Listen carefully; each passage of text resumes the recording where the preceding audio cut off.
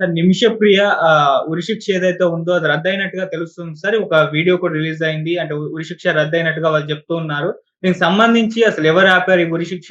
మరి అటు KA Paul కూడా హడావిడి చేస్తున్నారు. ఈ 'నిమిషప్రియ' వాళ్ళ కూతుర్ని కూడా యమన్ తీసుకెళ్లారు. సో దానివల్లే ఈ మరణశిక్ష అనేది రద్దయినట్టుగా కూడా చెప్తున్నారు. సో తొందరలో ఇండియాకి కూడా తిరిగి తీసుకొచ్చే అవకాశం ఉందని కూడా చెప్తున్నారు. సో ఇప్పటి వరకు అసలు ఏం జరిగింది? ఈ మరణశిక్ష ఎలా రద్దయింది? మరి కేఏ పాల్ పాత్ర ఏ విధంగా ఉంది? మరెప్పుడు ఇండియాకి 'నిమిషప్రియని' తీసుకొస్తున్నారు సార్? యాక్చువల్‌గా 'నిమిషప్రియ' విషయంలో 4 రకాల ప్రయత్నాలు జరుగుతున్నాయి. ఒకటేమో మన కేంద్ర ప్రభుత్వం నుంచి. కేంద్ర ప్రభుత్వం ఏం చేస్తుందంటే ఇరాను, సౌదీ అరేబియా ద్వారా అక్కడున్న హుతీ ప్రభుత్వాన్ని ఒత్తిడి చేస్తుంది. రెండవదేమో గ్రాండ్ ముఫ్తీ అంటారు. సున్నీ లీడర్ అన్నమాట ఇండియాలో. ఆయన గ్రాండ్ ముఫ్తీ అని పిలుస్తారు ఆయన్ని. ఆయన కాంతాపురం ఏపీ అబూబకర్ ముస్లియార్. ఆయన అక్కడ అక్కడున్న సున్నీ లీడర్ షేక్ హబీబ్ ఒమర్ హఫీజ్ అనే ఒక సున్నీ లీడర్‌ని పట్టుకొని అక్కడ హుతీ నాయకులతో రాయబారాలు జరుపుతున్నారు. సో దాన్ని ఫెయిత్ డిప్లొమసీ అని పిలుస్తారు. మూడవది సేవ్ నిమిషప్రియ ఇంటర్నేషనల్ కౌన్సిల్ అనే ఒకటి ఉంది. వీళ్ళు కూడా ప్రయత్నాలు చేస్తున్నారు. నాలుగవది కేఏ పాల్. సో వీటిని డీటెయిల్స్ మాట్లాడుకుందాం. ఇప్పుడు వస్తున్న వార్త ఏందంటే నిమిషప్రియ మరణశిక్ష రద్దయింది. నిజానికి ఉరి అనడం టెక్నికల్‌గా కరెక్ట్ కాదు. ఆ దేశంలో ఉరి లేదు. అక్కడ గన్స్ పెట్టి కాల్చేస్తారు. మరణశిక్ష అన్నమాట. కొంతమంది సాయుధులైన వాళ్ళు మనిషిని నిలబెట్టి కాల్చేస్తారు.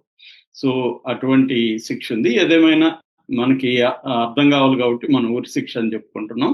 సో మరణశిక్ష అనేది కంప్లీట్‌గా రద్దయిపోయిందని ఒక వార్త వస్తుంది. ఈ వార్తను ప్రకటించింది ఎవరంటే ఈ గ్రాండ్ ముఫ్తీ ఆఫీస్ కేరళలో వాళ్ళ ఆఫీస్ నుంచి ఈ ప్రకటన వెలువడింది. దాంతో ఇండియాలో నేషనల్ మీడియా మొత్తం నిన్నటి నుంచి కూడా నైట్ నుంచి కూడా ఈ వార్తను ప్రచారం చేస్తుంది. అయితే ఇందాకే మన మినిస్ట్రీ ఆఫ్ ఎక్స్టర్నల్ అఫైర్స్ నుంచి ఒక ప్రకటన వచ్చింది. అదేంటంటే ఉరిశిక్ష రద్దు అనేది అబద్ధం. మాకేమీ కన్ఫర్మేషన్ రాలేదు అనేది మన విదేశాంగ శాఖ మంత్రి శాఖ ఆఫీస్ నుంచి వచ్చిన ప్రకటన. అది ఇప్పుడే వచ్చిందన్నమాట. సో ఈ నేపథ్యంలో అసలు ఏం జరిగింది అనేది మనం కొద్దిగా చూద్దాం. ముందుగా పాల్‌ని గురించి చూద్దాం. కేఏ పాల్ ఆల్రెడీ హూతీకి వెళ్ళాడు. వెళ్తూ ఆయన కేరళ నుంచి ఈ అమ్మాయి నిమిషప్రియ వాళ్ళ హస్బెండ్ టోనీ థామస్ అండ్ వాళ్ళ కూతురు 13 ఏళ్ల పాపకి మిషేల్ వీళ్ళిద్దరిని తీసుకెళ్ళాడు. అక్కడ వాళ్ళ అమ్మ ఎప్పటి నుంచో దాదాపు 1 ఇయర్ పై నుంచి ప్రేమకుమారి నిమిషప్రియ వాళ్ళ అమ్మ ఉంది. సో వాళ్ళంతా కూడా మాట్లాడారు. ఆయన ఆల్రెడీ 8 కోట్లు ఇవ్వడానికి కూడా ఒప్పుకున్నాడు. అక్కడ ప్రభుత్వ అధికారులతో కూడా మాట్లాడానని చెప్తున్నాడు. అట్లాగే ఈ కూతురు మిషెల్ వైపు నుంచి కూడా ఒక ప్రకటన ఇప్పించాడు. అప్పీల్ చేశారు వాళ్ళ ఫ్యామిలీకి.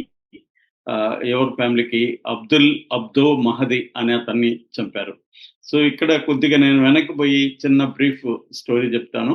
నిమిషప్రియ పాలక్కాడ్, కేరళలో పాలక్కాడ్లో ఒక పల్లెటూరు అమ్మాయిది. అమ్మాయి నర్సింగ్ కోర్స్ చేయగానే 19 ఏళ్ల వయసులో 2008లో యెమెన్‌కి ఒక ఏజెంట్ ద్వారా యెమెన్‌కి వెళ్ళింది. అక్కడ నర్సుగా జాయిన్ అయింది. తర్వాత 2011లో కేరళకి వచ్చి టోనీ థామస్‌ని పెళ్లి చేసుకుంది. మళ్ళీ ఆయన డ్రైవర్ కమ్ ఎలక్ట్రీషియన్. సో ఇద్దరు కలిసి మళ్ళీ వెళ్ళారు. వెళ్ళిన తర్వాత అతను సరైన జాబ్ లేకుండా బాధపడుతున్న టైంలో ఈమె ఈ తలాల్ అబ్దో మహదీ అనే ఒక వ్యక్తి ద్వారా అక్కడ క్లినిక్ పెట్టింది. ఎందుకంటే ఆ దేశంలో క్లినిక్ పెట్టాలంటే అక్కడ సహాయం వాళ్ళ లోకల్ పేరుతోని పెట్టాలి. సో ఆ లోకల్ పర్సన్ ని పట్టుకొని ఆయన ద్వారా క్లినిక్ పెట్టింది. ఈ లోపల 2014-15లో అక్కడ సివిల్ వార్ మొదలైంది. యెమెన్ రాజధాని సనా నగరాన్ని హుతీ రెబల్స్ పట్టుకున్నారు. సో హుతీ రెబల్స్ అధీనంలో ఇప్పుడు అక్కడ పరిపాలన సాగుతుంది. సో హుతీ రెబల్స్‌ని ఇండియా గుర్తించలేదు. కాబట్టి ఇంటర్నేషనల్ సమాజం గుర్తించలేదు కాబట్టి ఇండియాకి ఎటువంటి డిప్లొమాటిక్ టైస్ లేవు. అక్కడ సివిల్ వార్ రావడంతో అప్పటికే కూతురు పుట్టింది. కూతురును తీసుకొని ఆమె వాళ్ళ భర్త థామస్ వచ్చేసాడు. టోనీ థామస్ కూతురు ఇద్దరు కలిసి ఇండియాకి వచ్చేసారు. ఆమె రాలేకపోయింది. ఎందుకంటే ఆమె ఇన్వెస్ట్‌మెంట్ చేసింది ఆ క్లినిక్‌లో. క్లినిక్ వదిలి వచ్చే పరిస్థితి లేదు కాబట్టి మీరెళ్ళిపోండి. కాస్త ఇక్కడ పరిస్థితులు సర్దుకున్నాక మళ్ళీ రావచ్చని అనుకున్నారు. సో, ఈ లోపలేమైంది, ఈ తలాల్ అబ్దో మహదీ అనేవాడు ఎవడైతే ఉన్నాడో, వాడు ఈమె క్లినిక్‌లో వచ్చే డబ్బులంతా వాడు కాజేయడం మొదలుపెట్టాడు. ఈమెని ఇబ్బందులు పెట్టడం మొదలుపెట్టాడు.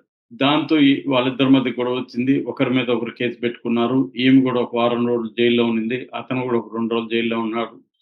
ఈ గొడవల్లో జైల్‌లో ఒక వార్డెన్ ఈమెకి సలహా ఇచ్చాడు. అమ్మ వాడికి మత్తుమందు ఇచ్చేసి నువ్వు నీ డాక్యుమెంట్సు, పాస్‌పోర్టు అవన్నీ తీసుకొని నువ్వు ఇండియాకెళ్ళిపో. ఇక్కడుంటే నీ వల్ల కాదు అతను డీల్ చేయడం అని అతను సలహా ఇచ్చాడు. ఎందుకంటే ఈమె డాక్యుమెంట్స్ అవన్నీ కూడా ఈ తలాల్ అబ్దో మహదీ అనేవాడు పెట్టుకొని ఈమెని బ్లాక్‌మెయిల్ చేయడం మొదలుపెట్టాడు. దాంతో ఈమె ఏం చేసిందంటే ఒక నర్సు ద్వారా హన్నాన్ అనే ఒక నర్సు సహాయంతో ఒక మత్తుమందుని అతనికిచ్చింది. సరైన డోసేజీ ఇవ్వలేక ఎక్కువ డోసేజీ ఇవ్వడంతో అతను చనిపోయాడు. దాంతో అతన్ని ముక్కలు ముక్కలు చేసి వాటర్ ట్యాంక్‌లేసి ఈ ఇద్దరు హనను, ఈమె ఆహ్, నిమిషప్రియ ఇద్దరు కలిసి 400 కిలోమీటర్ల బార్డర్‌లకి పారిపోయారు.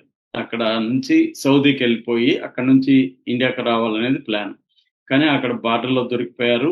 ఈ తలాల్ అబ్దో మహదీ వాళ్ళ ఫ్యామిలీనే వెళ్లి ఆమెను సనాకి తీసుకొచ్చి పోలీసులకి అప్పగించారు. సో, అప్పటి నుంచి 2018లో ఆమెకి మరణశిక్ష పడింది. అక్కడి నుంచి ఇంకా లీగల్ జరుగుతుంది. మన ఇండియా గవర్నమెంట్ కూడా లీగల్ ఎయిడ్ ప్రొవైడ్ చేసింది. అక్కడి నుంచి అప్పీల్స్ జరగడం, కింది కోర్టు, పై కోర్టు అలా జరుగుతుంది. మొత్తానికి ఆమెకి అక్కడున్న సుప్రీం కోర్ట్ కూడా కన్ఫర్మ్ చేసేసింది. మామూలుగా ఆ దేశం చట్టం ప్రకారం డియా డియా అంటారు. డియా అంటే బ్లడ్ మనీ. అంటే ఏ ఫ్యామిలీ అయితే ఆహ్, చనిపోయిన వాళ్ళ ఫ్యామిలీ వీళ్ళ దగ్గర డబ్బులు తీసుకొని, నిమిషప్రియ దగ్గర డబ్బులు తీసుకొని క్షమాభిక్ష పెట్టొచ్చు. అందుకని ఏమైందంటే ఆహ్, సేవ్ నిమిషప్రియ ఇంటర్నేషనల్ కౌన్సిల్ అని ఒకటి ఏర్పడి, మలయాళంలో కొంతమంది ఆహ్, క్రిస్టియన్స్ కొంతమంది ఇలాగ వాళ్ళ బంధువులు అందరూ కలిసి ఏర్పడి కొంత డబ్బులు కలెక్ట్ చేశారు. దాదాపు $1,000,000 ఇప్పటి వరకు రెడీగా ఉంది. అయితే వాళ్ళ ఫ్యామిలీలో ఉంటున్న వీళ్ళ బ్రదర్ అబ్దుల్ ఫతాహ్ మహదీ అనేవాడు అడ్డం తిరిగాడు. వాళ్ళ ఫ్యామిలీలో పెద్దవాళ్ళేమో క్షమాభిక్ష పెడదాం అనుకున్నారు గానీ, ఇతను అడ్డం తిరిగి అత్యంత ఘోరంగా చంపింది, ముక్కలు ముక్కలు చేసింది. నిజానికి వాళ్ళిద్దరూ పెళ్లి కూడా చేసుకొని కాపురం కూడా చేశారు. ఆహ్, ఆమె భర్ ఆమె భర్తను అలా దారుణంగా చంపిందని అతను ఒప్పుకోలేదు. పైగా ఇక్కడ ట్రైబల్ పాలిటిక్స్ కూడా ఉన్నాయన్నమాట. ఆ ట్రైబల్ హెడ్ కూడా ఒప్పుకోవట్లేదు. సో, ఈ నేపథ్యంలో ఈమెకి 16వ తేదీ మరణశిక్ష పడాల్సింది. కానీ ఈ ఈ గ్రాండ్ ముఫ్తీ ఎంటర్ కావడం, కొంతవరకు కేఏ పాల్ ప్రెజరు, తర్వాత మన గవర్నమెంట్ కూడా మాట్లాడడం, ఇరాన్ ప్రభుత్వం కూడా ప్రెజర్ చేయడం, వీటన్నిటి వల్ల దాన్ని నిరవధికంగా వాయిదా వేశారు. ఈ లోపల చర్చలు జరుపుతున్నాయి.